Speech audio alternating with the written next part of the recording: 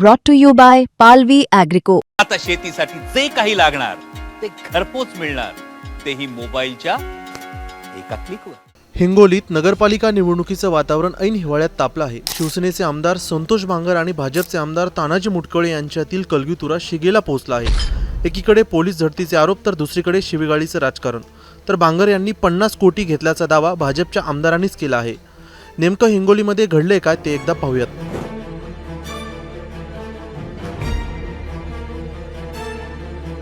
नगरपालिका निवडणुकीत शिवसेना आमदार संतोष बांगर आणि भाजप आमदार तानाजी मुटकुळे दोघांची प्रतिष्ठा पणाला लागली आहे. आरोप प्रत्यारोपांच्या फैरी झडत असतानाच बांगर यांनी एक धक्कादायक खुलासा केला आहे. सकाळी 6 वाजता माझ्या घराची झडती घेण्यासाठी तब्बल 100 पोलीस पाठवले. हे सर्व स्थानिक आमदारांनीच करून घेतलं. जरी बांगर यांनी नाव घेतलं नसलं तरी हा इशारा तानाजी मुटकुळे यांच्यावरती होता. यावर तानाजी मुटकुळे यांनीही संतोष बांगर यांना जोरदार प्रत्युत्तर दिलं आहे. बांगर विकासावर बोलत नाहीत, नुसतंच बरळतात, खालच्या पातळीचं राजकारण करतात असं मुटकुळेंनी म्हटलं. पण त्यानंतर जे घडलं त्यानं हिंगोलीचं राजकारण अक्षरशः पेटून निघालं आहे.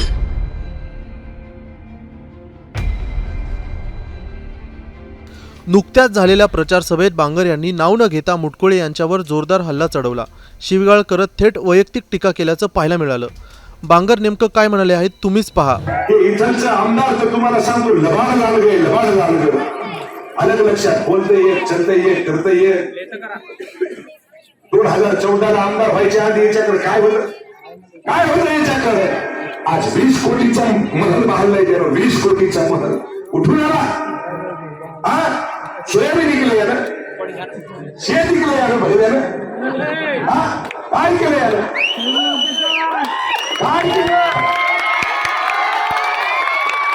माझ्या सर्व माता बहिणीला विनंती आहे, तुमच्या भावाच्या घराची झडती घेतली 2 तारखेला माझ्या बहिणीला माझी हात जोडून विनंती आहे की या भावाचा वचपा तुम्हाला खायचा झाला ठेवा. वचपा जर तुम्हाला खायचा असेल तर तुम्हाला जिथं जिथं धनुष्यबाण दिसेल तिथं तिथं धनुष्यबाणावर बटन दाबा आणि या संतोष बांगरची मान सन्मानाने वाढ करा. तर दुसरीकडे मुटकुळे म्हणतात बांगर फक्त आरोप करतात, विकासाचा कोणताही मुद्दा नाही. एकनाथ शिंदे यांच्यासोबत जाण्याच्या आदल्या दिवशी उद्धव ठाकरे हे देव माणूस होते. दुसऱ्या दिवशी काय चमत्कार झाला, कोणता देव त्यांच्या स्वप्नात आला काय माहीत. आणि सकाळी ते शिंदे यांच्या शिवसेनेत निघून गेले. त्यांनी 50 कोटी रुपये घेतले अशी सगळीकडे चर्चा आहे. मला सुद्धा मुंबईमध्ये 50 कोटी रुपये दिल्याची कबुली बांगर यांनी केली होती असा दावा आमदार तानाजी मुटकुळे यांनी केला आहे.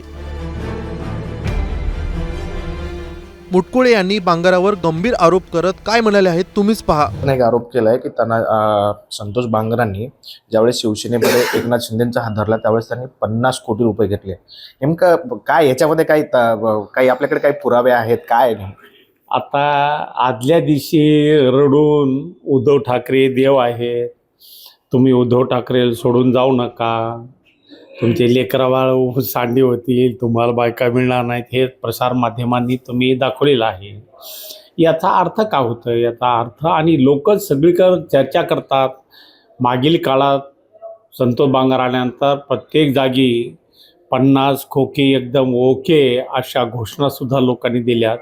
याचा अर्थ कुठल्याही अफवा असतात त्या अफवा काही ना काहीतरी प्रमाणात खऱ्या असतात आणि निश्चित रूपाने ती अफवा खरी आहे. तुम्ही म्हणले होते की विधानसभेमध्ये जेव्हा तुमची भेट झाली होती तेव्हा आमदारांनी स्वतः तुम्हाला सांगितलं होतं की 50 कोटी रुपये घेतले.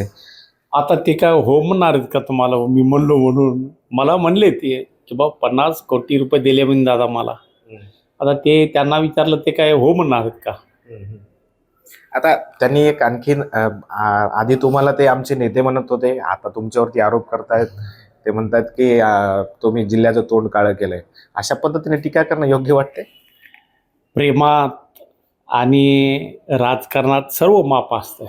टीका टिप्पण्या या होत राहतात, पण त्यांच्या टीका टिप्पण्या ह्या विकासाच्या विकास बाजूला करायचा आणि काहीतरी वैयक्तिक बरबळायचं असा त्यांचा विषय आहे. कळमरी विधानसभेत 6 वर्षापासून ते आमदार आहेत. औंढ्याची परिस्थिती काय आहे, कळमरीची परिस्थिती काय आहे याबद्दल त्यांनी बोललं पाहिजे की बाबा मी कळमरीत औंढ्यात इतकं चांगलं काम केलं, कळमरी शहरात आम्ही असं केलं.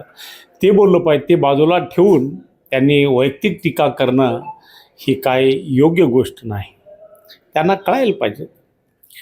ते असं म्हणतात की तुम्ही त्यांच्या घरती 100 पोलीस पाठवले. बिलकुल नाही. माझा काय पोलीस पाठवून कशासाठी पाठवेल मी? माझा काय संबंध आहे?